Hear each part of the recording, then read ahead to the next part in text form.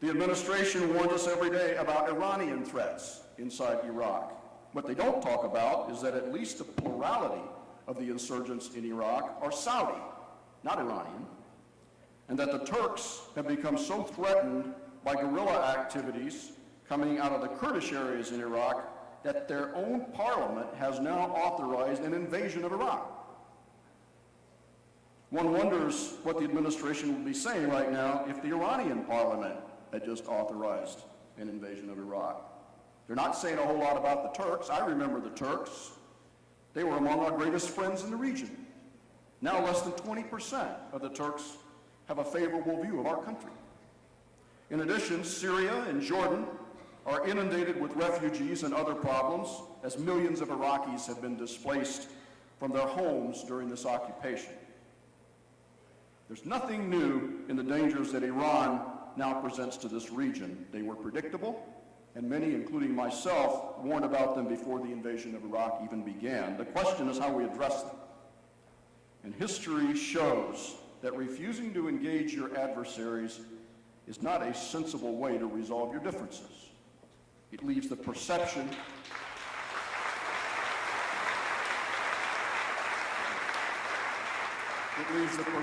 and the danger that war is considered to be an early option rather than a last resort. And this logic also extends to the situation in Syria.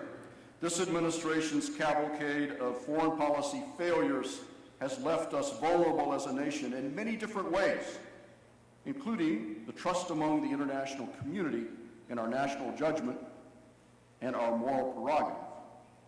And here are a few indicators to think about. In addition to increasing the power and influence of Iran, which we continually discuss, our strategic bungling of Iraq has allowed both China and Russia to expand their influence in this region. It has also caused increasing turmoil throughout the Muslim world, encouraging further acts of terrorism and affecting our ability to deal with crises in such places as Pakistan. And we just witnessed what happened in Pakistan when former Prime Minister Bhutto returned. And even before Iraq, Pakistan was a far more worrisome situation than Iraq itself.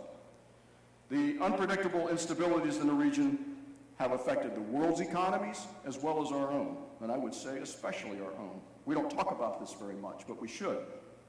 Even setting aside the $1 trillion that this war is going to cost us, the external ramifications are severe and they are ongoing, gravely affecting our overall national security and the future health of our economy. Here's a few examples. In October 2002, before we invaded Iraq, the price of oil was about $24 a barrel. Last year, when I was running for the Senate, it was up to $72 a barrel. Last week, it reached $90 a barrel. Since October 2002, the price of gold has more than doubled, from $315 an ounce to $760 an ounce. The price of silver has more than tripled. The price of copper has gone up 7 times. These changes in price have happened because people around the world are worried about stability, and they are hedging their bets. At the same time, as many of you know, the value of the dollar has fallen down a sinkhole to all-time lows, a reflection of our own instability and of the faith around the world in our economy. This administration is doing very little to actually bring an end to our involvement in Iraq. In the diplomatic arena, where the solutions must be found, they do not even seem to want a resolution. They have no exit strategy. Either they don't know how to leave, or more likely, as I pointed out in a Washington Post article 6 months before the invasion of Iraq, they do not intend to leave. In fact, many Republicans are now saying openly that we should follow the Korean model and prepare to be in Iraq for the next 50 years. The bottom line is that this administration is not going to solve the problem, and we all know it. And the Republican Party, in general, has demonstrated that it has no faith in modern diplomacy. This issue, as with so many others, including the issues of basic economic fairness, will not be turned around until the Democratic Party strengthens its position in the Congress and takes back the White House in 2008.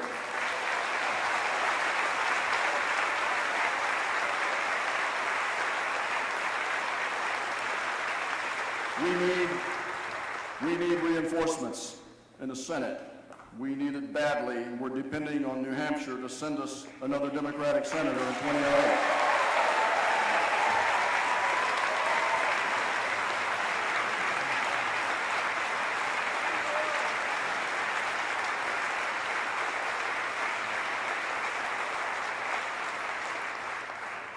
And we will take back the White House.